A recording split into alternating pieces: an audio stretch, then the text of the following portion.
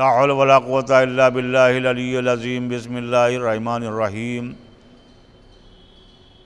الحمد للہ رب العالمین الصلاة والسلام علی اشرف الانبیاء والمرسلین وخاتم النبیین اما بعد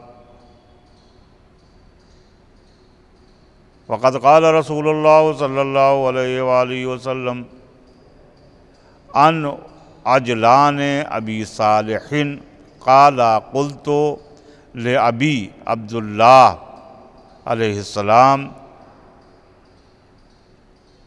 اوقفنی علی حدود الایمان فقال شہادت ان لا الہ الا اللہ وان محمد رسول اللہ والاقرار بما جاء به من عند اللہ وصلاة الخمس واداء الزکاة وصوم شہر رمضان وحج البیت وبلایہ ولینا وعداوت عدونا والدخول مع الصادقین۔ ظاہر سی بات ہے کہ یہ ایک صحابی کی رسول اکرم صلی اللہ علیہ وسلم کی خدمت میں التجا تھی کہ ابی صالح فرماتے ہیں کہ یا رسول اللہ آپ یہ بتائیں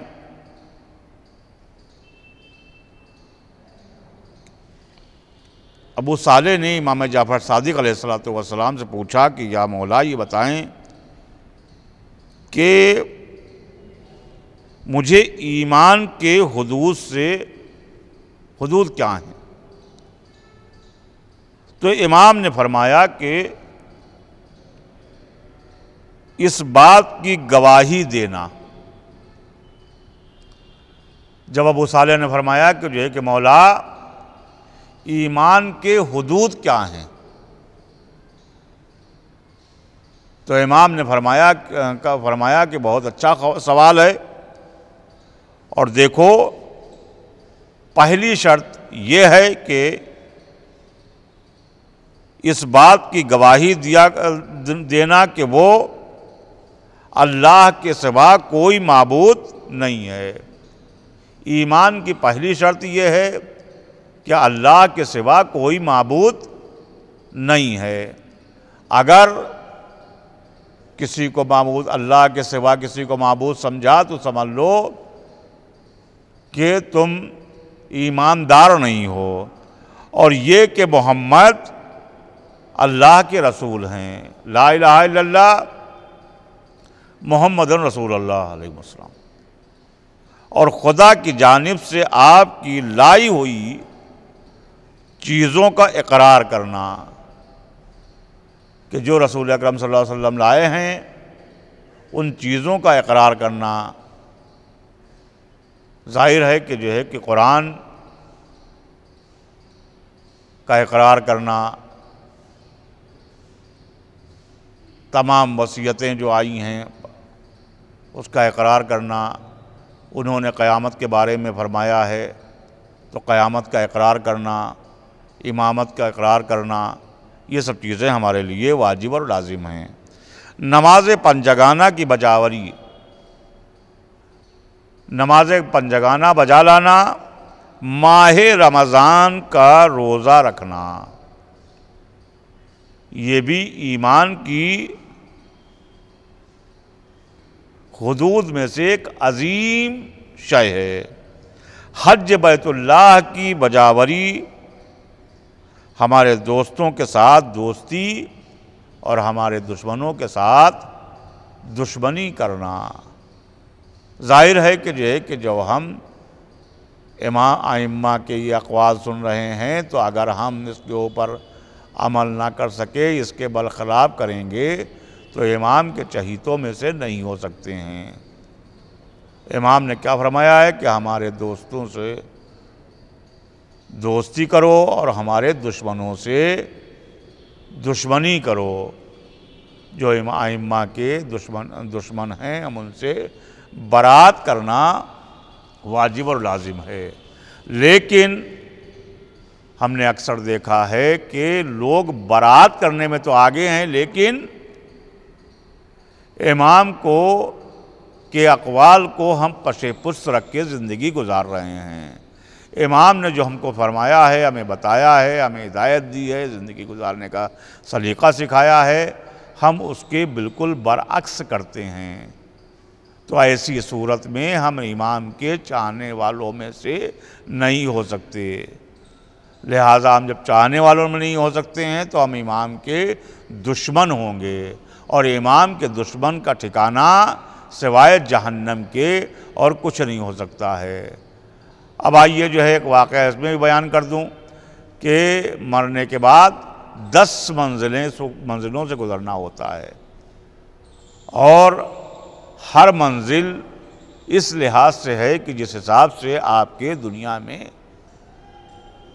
اعمال ہوں گے، اسی حساب سے ان منزلوں سے گزرنے کے لیے آسانی ہوگی۔ جس طریقے سے نیک اور بد جو ہے دنیا میں رہتے ہیں، اسی طریقے سے آخرت میں بھی مرنے کے بعد بھی وہ ساتھ ساتھ میں رہتے ہیں۔ لہٰذا تمام باتوں کو جو ہے تمام واقعے کو برا کاٹتے ہوئے ایک مقام پر محسن ساتھ میں ہے اور ایک مومن ہے۔ اس نے دیکھا کہ آگ بھڑک رہی ہے اور لوگ اس میں جل رہے ہیں، کبھی نیچے سے اوپر جاتے ہیں، کبھی اوپر سے نیچے آتے ہیں اور دہائیاں دے رہے ہیں۔ اس شخص نے اپنے محسن سے پوچھا، مومن نے، کہ یہ لوگ کون ہیں؟ تو کہا کہ جو ہے کہ یہ دشمنان اہل بیت ہیں، جن کا یہ انجام ہو رہا ہے کہ یہ آگ کے شعلوں میں جل رہے ہیں اور ان کے جسم کبھی نیچے جاتے ہیں، کبھی اوپر آتے ہیں۔ کہا کہ کیا میرے محسن ہم آگے جا کے ان کا قریب سے حال دیکھ سکتے ہیں؟ تو یہ تو قرآن مجید میں بھی آیت ہے کہ دیکھو اگر مومن جہنم کی طرف جائے گا تو اس کی آگ ٹھنڈی ہو جائے گی۔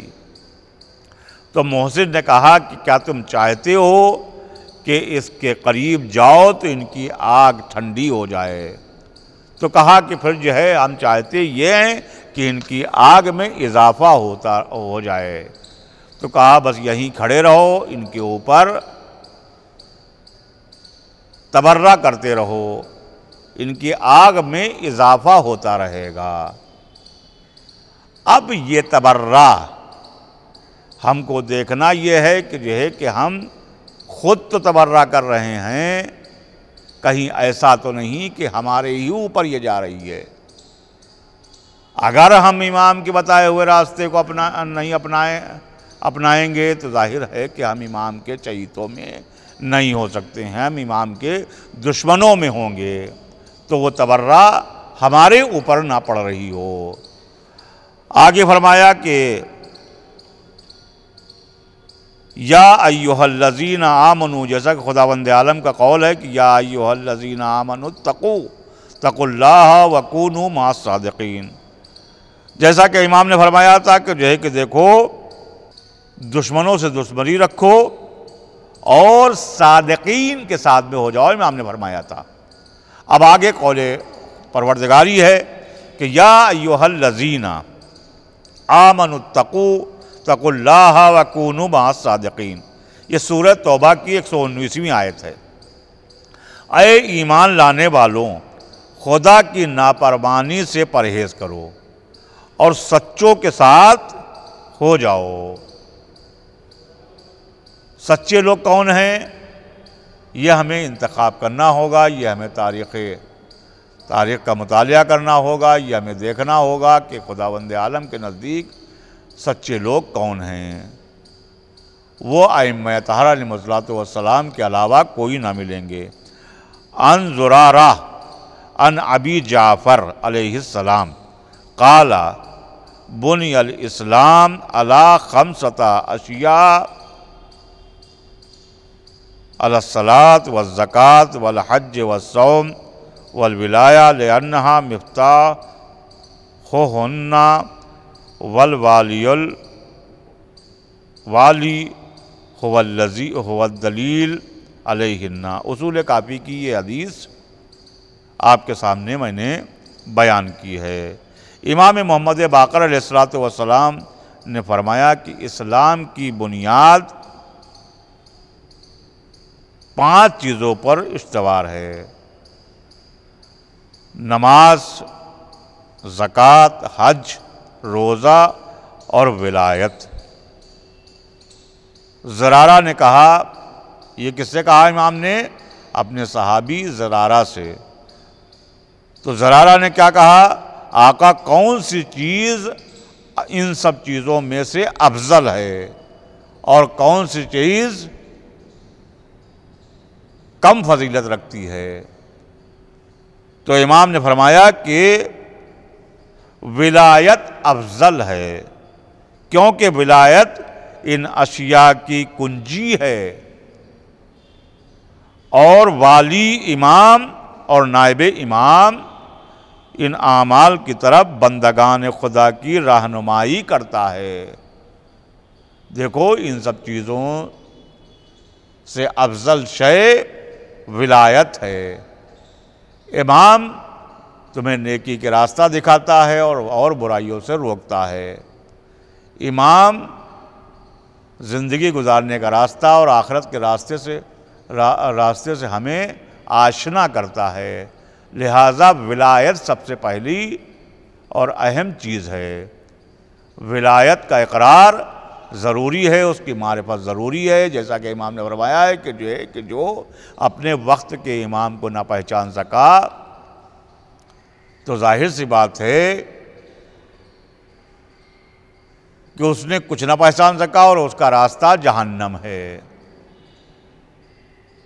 بہرحال بندگان خدا کی رہنمائی کون کرتا ہے؟ یہ ولایت کے ذریعے سے ہوتی ہے۔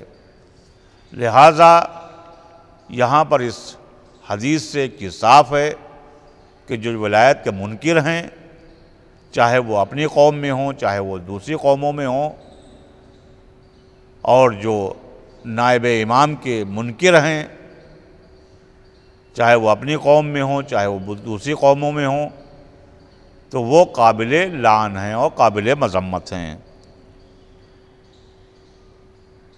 نماز، روزہ، زکوٰۃ، حج و روزے کی طرف رہنمائی کرتے ہیں۔ کون کرتا ہے؟ یہ ولایت کے ذریعے سے ہوتی ہے۔ نائبین امام جو ہے ہم کو ان سب چیزوں کی طرف راغب کرتے ہیں، اور ان کی رہنمائی کے بغیر کوئی عمل صحیح نہیں ہے۔ آج جو ہم کہہ رہے ہیں کہ جو ہے کہ ہمیں تقلید کی ضرورت ہی نہیں ہے، تو ظاہر ہے کہ جو ہے کہ یہ تو جواب بالکل جاہلانہ ہے کہ ہم اتنے بڑے عالم ہیں نہیں کہ جو ہے کہ اپنے مسئلوں کے اوپر عمل کریں، ہم کو کچھ معلوم نہیں ہے، اور تقلید کے ہم منکر ہیں، ہم ولایت فقیہ کے منکر ہیں۔ تو ظاہر ہے کہ جو ہے کہ ہم کو راستے کی پہچان کیسے ہوگی؟ تو لہٰذا قابل لعن ایسے لوگ بھی ہیں کہ جو ولایت فقیہ اور نائبین امام کی سے انکار کر رہے ہیں۔ اصول کافی میں ہے کہ علی ابن ابی حمزہ کہتے ہیں کہ میں نے دیکھا کہ ابو بصیر کو امام سے دریافت کرتے ہوئے سنا، جو عرض کر رہے تھے کہ میں آپ پر فدا ہو جاؤں۔ ابو بصیر کہتے ہیں امام کی خدمت میں حاضر ہوئے اور فرمایا کہ میں آپ پر فدا ہو جاؤں، مجھے اس دین کے بارے میں بتائیں جو خدا بند عالم نے بندوں کے اوپر فرض قرار دیا ہے، اور اس کے سوا بندوں سے کوئی اور چیز قابل قبول نہیں ہے، اور بندوں کے لیے اس کے حوالے سے نادانے جائز نہیں ہے، یعنی اس کے علاوہ جو ہے راستہ وہ جائز نہیں ہے، کہ جو اصلی دین ہے وہ دین ہمیں بتائیں۔ کہ اس کی اگر جو ہے مخالفت کریں گے تو ہمارے اوپر جائز نہیں ہے، وہی راستہ ہمیں اس راستے سے آگاہ کریں کہ جو جائز راستہ ہے۔ امام نے کہا کہ دوبارہ پوچھو، اے ابو بصیر جو دوبارہ سوال کرو۔ ابو بصیر نے دوبارہ سوال کیا تو امام نے فرمایا کہ اس بات کی گواہی دینا کہ خدا کے سوا کوئی معبود نہیں ہے، وہ لائق عبادت خدا کے علاوہ کوئی نہیں ہے، اور محمد خدا کے رسول ہیں، اور نماز قائم کرنا، زکوٰۃ ادا کرنا، حج بیت اللہ بجا لانا، اور اس شخص کے لیے جو اس کی استطاعت اور توانائی رکھتا ہو وہ حج کرے۔ ایسا نہیں ہے کہ جو اس کی استطاعت نہیں رکھتا، توانائی نہیں رکھتا، وہ حج کے اوپر سب کچھ بیچ کھوج کے چلا جائے اور بچے گھر میں فاقے کر رہے ہوں۔ اور ماہ رمضان کے روزے رکھنا۔ اس کے بعد امام خاموش ہو گئے اور 2 مرتبہ فرمایا کہ ولایت پر یقین اور ایمان رکھنا۔ خاموشی کے بعد امام نے ولایت کے اوپر زور دیا۔ ظاہر ہے تو ہم کو بغیر ولی کے ہمارے سارے عمل بیکار ہیں، برباد ہیں۔ اگر ہم نماز پڑھ رہے ہیں تو وہ ہماری اٹھک بیٹھک ہے، اگر ہم روزہ رکھ رہے ہیں تو وہ فاقہ ہے، اگر ہم حج پہ جا رہے ہیں تو ظاہر سی بات ہے کہ بغیر رہنما کے، بغیر ولایت کے ہمارا حج جو ہے وہ قابل قبول نہیں ہے۔ لہٰذا ہم کو ہمارے اوپر واجب اور لازم ہے کہ ہم ولایت کو مانے بغیر ہم جو ہے وہ اپنی زندگی نہ گزاریں۔ پہلے ولایت کا اقرار کریں، اللہ کی وحدانیت کا اقرار کریں، محمد رسول اللہ صلی اللہ علیہ وسلم کی نبوت کا اقرار کریں، تبھی ہماری فلاح اور بہبود ہے۔ اگر ولایت نہیں ہے تو کچھ بھی عمل ہمارا قابل قبول نہیں ہے۔ اس لیے کہ میں نے اس سے پہلے بتایا تھا آپ سے کہ قرآن اللہ کی کتاب ہے، مفسر قرآن ائمہ اطہار علیہ الصلوۃ والسلام ہیں، اور خاص طور سے امام زمانہ کی غیبت میں ان کے نائبین، ائمہ کے نائبین جو ہے وہ فقہاء ہیں، مجتہدین ہیں۔ اگر ان سے جو ہے ہم اجتناب کریں گے، اگر ہم ان کو نہ مانیں گے تو ظاہر سی بات ہے کہ ہمیں پھر اچھا راستہ، نیک راستہ ہم کس سے حاصل کر سکتے ہیں؟ زندگی کے مسائل ہم کس سے جا کے حاصل کریں گے؟ کیسے ہم زندگی گزاریں گے؟ لہٰذا ولایت ہمارے لیے بہت ہی اہم چیز ہے، بہت ہی اہم امر ہے کہ بغیر ہمارے ولایت کے قبول کیے ہوئے، اقرار کیے ہوئے ہمارا کوئی عمل قابل قبول نہیں ہے۔ وآخر دعوانا ان الحمد للہ رب العالمین۔